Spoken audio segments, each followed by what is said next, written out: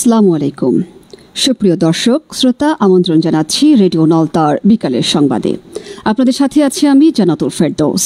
প্রথমেই জানিয়ে দিচ্ছি সংবাদ শিরোনাম।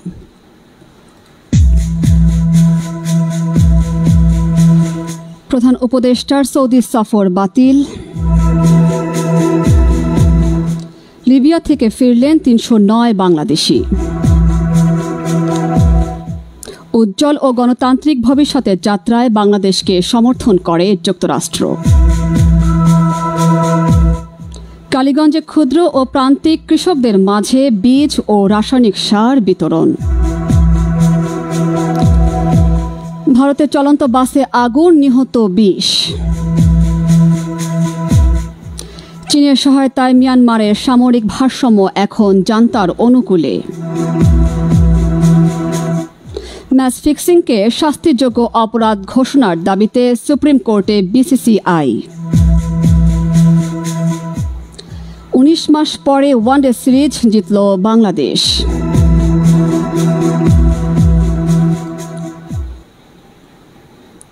এতক্ষণ শিরোনাম শুনলেন, এবারে বিস্তারিত। শুরুতেই জাতীয় সংবাদ।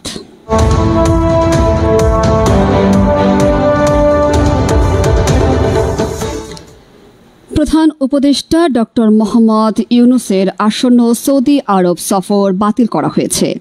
সৌদি যুবরাজ ও প্রধানমন্ত্রী মোহাম্মদ বিন সালমানের আমন্ত্রণে রিয়াদে আয়োজিত ফিউচার ইনভেস্টমেন্ট ইনিশিয়েটিভ সম্মেলনে যোগ দেওয়ার কথা ছিল তার।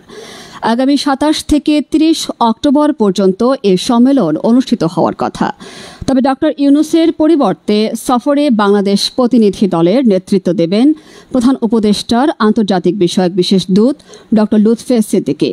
প্রধান উপদেষ্টার কার্যালয় ও পররাষ্ট্র মন্ত্রণালয় থেকে এসব তথ্য নিশ্চিত করা হয়েছে।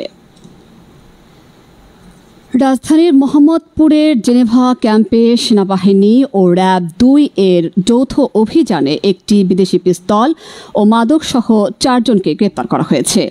আজ ভোররাতে এ অভিযান পরিচালিত হয়। সেনাবাহিনী জানায়, সাম্প্রতিক সময়ে জেনেভা ক্যাম্পে স্থানীয় ৩টি কুখ্যাত গ্যাং চুয়া সেলিম, পিচ্চি রাজা ও বুনিয়া সোহেলের মধ্যে আধিপত্য বিস্তার নিয়ে একাধিক সংঘর্ষের ঘটনা ঘটে। এ ঘটনায় সেনাবাহিনী ও র্যাব ২ সুনির্দিষ্ট গোয়েন্দা তথ্যের ভিত্তিতে ভোরে জেনেভা ক্যাম্প এলাকায় অভিযান চালায়। অভিযানে ৪ জনকে আটক করা হয়। গতকাল সন্ধ্যায় মোহাম্মদপুর পুলিশ এই এলাকায় অভিযান পরিচালনা করে প্রায় ২০ জনের মতো অপরাধীকে গ্রেপ্তার করে। লিবিয়ার রাজধানী ত্রিপোলি থেকে দেশে ফিরেছেন আরও ৩০৯ বাংলাদেশি। তাদের বহনকারী বিশেষ বিমান আজ সকাল ৯:৩০টার দিকে হজরত শাহজালাল আন্তর্জাতিক বিমানবন্দরে অবতরণ করে। জানা গেছে, বাংলাদেশ দূতাবাস ত্রিপোলির তত্ত্বাবধানে এবং লিবিয়ার জাতীয় ঐকমত্যের সরকারের সার্বিক সহযোগিতা ও ব্যবস্থাপনায় ত্রিপোলি থেকে স্বেচ্ছায় দেশে ফেরার ইচ্ছা প্রকাশকারী ৩০৯ জন বাংলাদেশিকে গতকাল দেশে পাঠানো হয়। এটি লিবিয়ার সরকারের সহায়তায় পরিচালিত দ্বিতীয় চার্টার ফ্লাইট বলে জানিয়েছে ত্রিপোলিস্থ বাংলাদেশ দূতাবাস। বাংলাদেশে পরবর্তী মার্কিন রাষ্ট্রদূত হিসেবে মনোনীত ব্রেন্ট ক্রিস্টেনসেন জানিয়েছেন, যুক্তরাষ্ট্র একটি উজ্জ্বল ও গণতান্ত্রিক ভবিষ্যতের দিকে যাত্রায় বাংলাদেশকে সমর্থন করে। নিয়োগ নিশ্চিত হলে তিনি বর্তমান অন্তর্বর্তী সরকার এবং পরবর্তীতে গণতান্ত্রিকভাবে নির্বাচিত সরকারের সঙ্গে দৃঢ় সম্পর্ক গড়ে তুলতে ঢাকায় মার্কিন দূতাবাসের টিমের নেতৃত্ব দেবেন। গতকাল মার্কিন সিনেটের পররাষ্ট্র সম্পর্ক বিষয়ক কমিটির শুনানিতে তিনি এসব কথা জানান।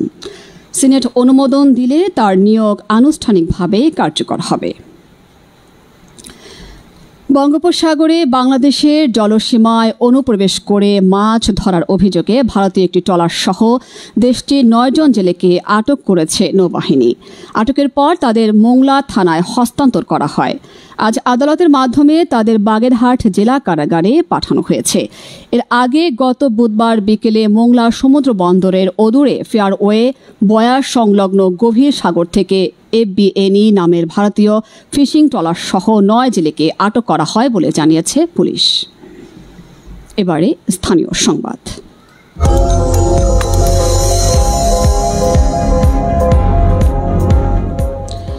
কালীগঞ্জে ক্ষুদ্র ও প্রান্তিক কৃষকদের মাঝে বীজ ও রাসায়নিক সার বিতরণ। কালীগঞ্জ থেকে সুকুমার দাস বাচ্চু জানাচ্ছেন বিস্তারিত। কৃষি সমৃদ্ধি এই স্লোগানকে সামনে রেখে সাতক্ষীরা জেলার কালীগঞ্জ উপজেলা কৃষি সম্প্রসারণ অধিদপ্তরের আয়োজনে বৃহস্পতিবার বিকাল 4টায় উপজেলা কৃষি প্রশিক্ষণ কেন্দ্রে 2025-2026 অর্থ বছরে কৃষি পুনর্বাসন কর্মসূচির আওতায় বসতবাড়িতে চাষযোগ্য শীতকালীন সবজি বেগুন, পালং শাক, মটরশুঁটি, লাউ, মূলা, বাটি শাক ও মাঠে চাষযোগ্য শীতকালীন লাউ, বেগুন, মিষ্টি কুমড়া, শসা, সরিষা ও অন্যান্য ফসলের আবাদ উৎপাদন বৃদ্ধির লক্ষ্যে ক্ষুদ্র ও প্রান্তিক কৃষক ও কিষানীদের মাঝে বিনামূল্যে বীজ ও রাসায়নিক সার 2990 জন কৃষক কিষানীদের মাঝে বিতরণ করা হয়েছে। কালীগঞ্জ উপজেলা কৃষি কর্মকর্তা কৃষিবিদ মোহাম্মদ অসীম উদ্দিনের সভাপতিত্বে ও উপজেলা কৃষি সম্প্রসারণ কর্মকর্তা মানবিকা শীলের সঞ্চালনায় অনুষ্ঠানে প্রধান অতিথি হিসেবে বক্তব্য রাখেন এবং কৃষকদের মাঝে সার ও বীজ বিতরণ করেন উপজেলা নির্বাহী কর্মকর্তা অনুজা মণ্ডল। অনুষ্ঠানে বিশেষ অতিথি হিসেবে বক্তব্য রাখেন উপজেলা প্রাণী সম্পদ কর্মকর্তা ডাক্তার শঙ্কর কুমার দে প্রমুখ। অনুষ্ঠানে উপজেলা সহকারী কৃষি কর্মকর্তা, কৃষক, কিষানী এরা উপস্থিত ছিলেন। কৃষকদের মধ্যে বিতরণ করা হয় সরিষা বীজ 2000 কৃষককে। মাঠ ফসলের জন্য সরিষা, গম, সূর্যমুখী, পেঁয়াজ, মুগ ডাল, খেসারি ডাল বীজ বিতরণ করেন 2370 জন কৃষককে। বসত বাড়িতে বেগুন, পালং শাক, লাল শাক, মটরশুঁটি, লাউ, মূলা, বাটি শাক বিতরণ করা হয় 200 জন কৃষককে। লাউ, শসা, মিষ্টি কুমড়া, বেগুন বিতরণ করা হয় 420 জন কৃষক। কৃষি বান্ধব এই সরকারের প্রেরণা পেয়ে কৃষকরা খুবই উৎসাহিত এবং উপকৃত হয়েছে বলে জানান। কৃষকরা উৎপাদন বৃদ্ধি করবে এবং উৎপাদিত সবজি বাজারে বিক্রয় করে কৃষকরা আর্থিকভাবে লাভবান হবে। কালীগঞ্জ থেকে সুকুমার বাচ্চু, রেডিও নলতা। 6 নং ভোমরা ইউনিয়নের ঝুঁকিপূর্ণ বিদ্যুৎ লাইনের তার সমাধানের দাবি এলাকাবাসীর। ভোমরা থেকে আরো জানাচ্ছেন আসাদুল হক। সাতক্ষীরা সদর উপজেলার 6 নম্বর ভোমরা ইউনিয়নের হারদ্দা ভাঙার মুখে জোহরার বাড়ি হতে সাবিনার বাড়ি পর্যন্ত বিদ্যুতের খুঁটি হতে পরবর্তী খুঁটি পর্যন্ত বিদ্যুতের হাই ভোল্টেজ তার ঝুলে আছে। যে কোনো মুহূর্তে ঘটতে পারে দুর্ঘটনা। স্থানীয় আব্দুল জলিল, সিরাজুল ইসলাম, জায়েদ হোসেন, গোলামবাড়ি সহ অনেকে জানান উক্ত বিদ্যুতের লাইনটি দীর্ঘদিন ঝুলে আছে। লাইনটি ঝাউডাঙ্গা জোনাল অফিসের আওতায়। ইতিমধ্যে একটি বিজলির ভ্যান উক্ত হাই ভোল্টেজ তারে আটকিয়ে ছিঁড়ে যায়। তখন স্থানীয় লাইনম্যান এসে তার জুড়ে দিয়ে যায়। উক্ত রাস্তা দিয়ে ঝুঁকিপূর্ণ অবস্থায় স্কুল কলেজের ছাত্রছাত্রীরা চলাচল করে। এলাকাবাসীর দাবি বিদ্যুৎ বিভাগের ঊর্ধ্বতন কর্তৃপক্ষের নিকট যাহাতে দ্রুত উক্ত লাইনে তার উঁচু করে টান করে বেঁধে দেওয়ার জোর দাবি জানান। ভোমরা থেকে আসাদুল হক, রেডিও নলতা। শ্যামনগর উপজেলায় প্রতিবন্ধী নারীদের মাঝে উপকরণ সহায়তা প্রদান করা হয়েছে। শ্যামনগর থেকে আরো জানাচ্ছেন রণজিৎ বর্মন। শ্যামনগর উপজেলায় WDDF এর আয়োজনে বৃহস্পতিবার জয়িতা প্রতিবন্ধী নারী উন্নয়ন সংস্থার টেকনিক্যাল সাপোর্টে ও নিজস্ব কার্যালয়ে বিভিন্ন এলাকার প্রতিবন্ধী নারীদের স্বাবলম্বিতায় উপকরণ সহায়তা প্রদান করা হয়েছে।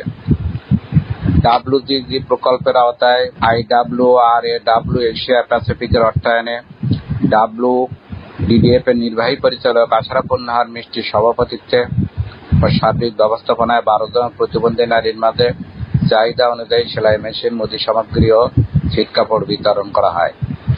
প্রতিবন্ধী নারীদের জীবনমান উন্নয়ন এবং তাদের সমাজের মূল স্রোতধারায় একীভূত করার লক্ষ্যে উপকরণ সহায়তা প্রদান অনুষ্ঠানে বক্তব্য রাখেন WDDF এর কর্মসূচি সহায়ক সমন্বয়কারী শারমিন আক্তার দোলন, জয়িতা প্রতিবন্ধী নারী উন্নয়ন সংস্থার নির্বাহী পরিচালক অষ্টমী মালব প্রমুখ। শ্যামনগর থেকে রণজিৎ বর্মন, রেডিও নলতা। সুপ্রিয় শ্রোতা, আপনারা দেখছেন রেডিও নলতার বিকালের সংবাদ। আপনাদের সাথে আছে আমি জান্নাতুল ফেরদৌস। এবারে আন্তর্জাতিক।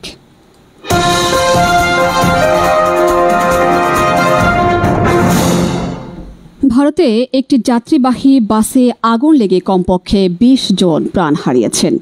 এ ঘটনায় আরও বেশ কয়েকজন দগ্ধ হয়েছে বলে জানিয়েছেন ভারতের একাধিক গণমাধ্যম। আজ স্থানীয় সময় ভোরে অন্ধ্রপ্রদেশের কর্নুল জেলায় একটি মোটরসাইকেলের সাথে সংঘর্ষের পর বাসটিতে আগুন লাগে। এ সময় বাসে 40 জনেরও বেশি যাত্রী ছিল। বেঙ্গালুরু থেকে হায়দ্রাবাদ যাচ্ছিল বাসটি। দুর্ঘটনাস্থলে পৌঁছালে পেছন দিক থেকে একটি মোটরসাইকেল ধাক্কা দেয়। পরে 2 চাকার যানটি নিচে আটকা পড়লে মুহূর্তেই আগুন ধরে যায় পুরো বাসে। কয়েকজন জানালা দিয়ে বের হতে পারলেও ভেতরে আটকা পড়েন অনেক যাত্রী। এই ঘটনায় প্রাণহানির সংখ্যা আরও বাড়তে পারে বলে শঙ্কা করা হচ্ছে। মার্কিন প্রেসিডেন্ট ডোনাল্ড ট্রাম্প কানাডার সঙ্গে সব ধরনের বাণিজ্য আলোচনা অবিলম্বে বাতিল করার ঘোষণা দিয়েছেন। সামাজিক মাধ্যম ট্রুথ সোশ্যালে এই ঘোষণা দিয়ে ট্রাম্প অভিযোগ করেছেন, কানাডা একটি বিজ্ঞাপন প্রচার করেছে যেখানে সাবেক প্রেসিডেন্ট রোনাল্ড রিগান শুল্ক সম্পর্কে নেতিবাচক কথা বলেছেন। মার্কিন প্রেসিডেন্ট আরও লেখেন, কানাডার জঘন্য আচরণের জন্য তাদের সঙ্গে সমস্ত বাণিজ্যিক আলোচনা বাতিল করা হলো। এই ঘোষণার আগে প্রেসিডেন্ট ট্রাম্প কানাডার পণ্য আমদানির ওপর 35% শুল্ক আরোপ করেছিলেন, যদিও তিনি এর আওতায় পড়া পণ্যের জন্য ছাড়ের অনুমতি দেন। মিয়ানমারের চীন সীমান্তের কৌশলগত দিক থেকে গুরুত্বপূর্ণ কিয়াওকম শহরটি মাত্র 3 সপ্তাহের মধ্যে সামরিক বাহিনী বিদ্রোহীদের কাছ থেকে পুনর্দখল করেছে, যা স্পষ্টই দেখাচ্ছে যে মিয়ানমারে এখন সামরিক ভারসাম্য যান তার অনুকূলে সরে গেছে। বিদ্রোহীদের জন্য এক সময়কার বড় জয় এই শহর দখলের পর মনে হয়েছিল সামরিক জান্তার মনোবল ভেঙে পড়েছে। তবে সেনাবাহিনী এখন অতীতের ব্যর্থতা থেকে শিক্ষা নিয়ে এবং চীন থেকে উন্নত ড্রোন ও প্রযুক্তি হাতে পেয়ে লড়াইয়ে সাফল্য পাচ্ছে। কিয়াওকম শহরের এই পুনর্দখলের জন্য এই অঞ্চলকে ভয়াবহ মূল্য দিতে হয়েছে। এবারে খেলার খবর।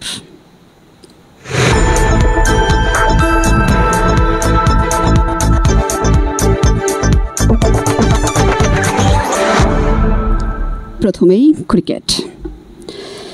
অবশেষে দীর্ঘ অপেক্ষার অবসান। 19 মাস পর ওয়ানডে সিরিজ জিতল বাংলাদেশ। গতকাল মিরপুরে শেরেবাংলা জাতীয় ক্রিকেট স্টেডিয়ামে তৃতীয় ও শেষ ওয়ানডেতে ওয়েস্ট ইন্ডিজকে 179 রানে উড়িয়ে দিয়েছে মেহেদী হাসান মিরাজের দল। এই জয়ে তিনি 3 ম্যাচের সিরিজ 2-1 ব্যবধানে নিজেদের করে নিয়েছে স্বাগতিকরা। বাংলাদেশের সর্বশেষ ওয়ানডে সিরিজ জয় এসেছিল 2024 সালের মার্চে ঘরের মাঠে শ্রীলঙ্কার বিপক্ষে। এরপর টানা 4টি 50 ওভারের সিরিজে পরাজয়ের মুখ দেখছিল দলটি। অবশেষে 1.5 বছর পর জয়ের ধারায় ফিরল লাল সবুজ জার্সিধারীরা, ভাঙল টানা ব্যর্থতার ঘোর। ভারতে ম্যাচ ফিক্সিংকে সরাসরি ফৌজদারি অপরাধ হিসেবে স্বীকৃতি দিতে দেশের সর্বোচ্চ আদালতে আবেদন করেছে বিসিসিআই। ক্রিকেটে নৈতিকতা, স্বচ্ছতা ও জন আস্থা টিকিয়ে রাখতে এই পদক্ষেপ জরুরি বলে উল্লেখ করেছে ভারতীয় ক্রিকেট বোর্ড। ক্রিকেট বিশ্বের ধনীতম বোর্ড বিসিসিআই সুপ্রিম কোর্টের কাছে জমা দেওয়া আবেদনে বলছে, ম্যাচ ফিক্সিংকে অপরাধ হিসেবে ঘোষণা না করলে খেলাটির সততা মারাত্মকভাবে ক্ষতিগ্রস্ত হবে এবং ন্যায্য প্রতিযোগিতার ভিত্তি ভেঙে পড়বে। গত 14 অক্টোবর আদালতের রেজিস্ট্রারের কাছে দাখিল করা নথিতে বিসিসিআই স্পষ্ট করে জানায়, ক্রিকেটে দুর্নীতির বিস্তার প্রতিরোধ এখন জাতীয় স্বার্থের বিষয়। এবারে ফুটবল। বয়স যেন তার কাছে কেবলই একটি সংখ্যা। 38 পেরিয়েছেন মাত্র কয়েক মাস হলো। এর মধ্যে বার্তা দিলেন 41 বছর বয়সে ফুটবলের মাঠে থাকবেন লিওনেল মেসি। তারই ইঙ্গিত যুক্তরাষ্ট্রের মেজর লিগ সকারের ক্লাব ইন্টার মায়ামির সঙ্গে নতুন 3 বছরের চুক্তি। ক্লাবটির নির্মাণাধীন নতুন স্টেডিয়াম ফ্রিডম পার্কে বসে সম্পূর্ণ হয় চুক্তি। আগামী বছর থেকে এটি হবে ইন্টার মায়ামির ঘরের মাঠ। সামাজিক যোগাযোগ মাধ্যমে চুক্তির ভিডিও প্রকাশ করেছে। শেষ করছি রেডিও নলতার বিকালের সংবাদ। যাওয়ার আগে জানিয়ে দিচ্ছি সংবাদ শিরোনামগুলো আরও একবার।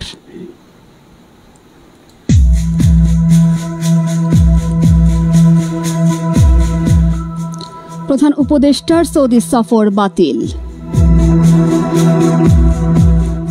লিবিয়া থেকে ফিরলেন 309 বাংলাদেশি। উজ্জ্বল ও গণতান্ত্রিক ভবিষ্যতের যাত্রায় বাংলাদেশকে সমর্থন করে যুক্তরাষ্ট্র। কালীগঞ্জে ক্ষুদ্র ও প্রান্তিক কৃষকদের মাঝে বীজ ও রাসায়নিক সার বিতরণ। ভারতের চলন্ত বাসে আগুন, নিহত 20। চীনের সহায়তায় মিয়ানমারের সামরিক ভারসাম্য এখন জান্তার অনুকূলে। ম্যাচ ফিক্সিংকে শাস্তিযোগ্য অপরাধ ঘোষণার দাবিতে সুপ্রিম কোর্টে বিসিসিআই। 19 মাস পরে ওয়ানডে সিরিজ জিতল বাংলাদেশ।